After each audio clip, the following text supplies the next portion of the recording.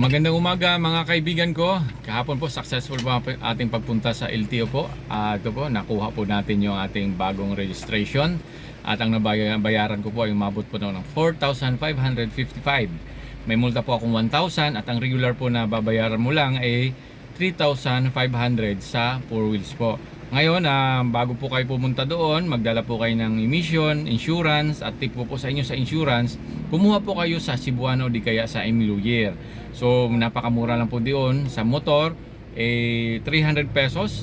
Sa 4 wheels po ay 600 pesos po. 700 plus ay meron ka ng insurance sa kasama po yung driver, yung ikaw mismo may-ari. Ngayon pagdating po doon, pag kumpleto ka na, punta po kasi stencil, pag-i-stencil po kayo, pag okay na po, okay naman po yung sasakyan nyo lahat o yung mga lights po, okay naman, ay diretso na po kayo doon sa gwardiya. Bibigyan po kayo ng gwardiya ng number.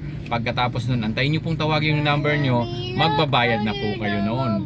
Ayun lang po, napakabilis lang po ng pangyayari. Kaya shoutout po dyan sa Taytay LTO extension po. Napakababait po ng ating mga empleyado po diyan. Napaka-approachable po nila, napaka-maayos po nilang makipag-usap.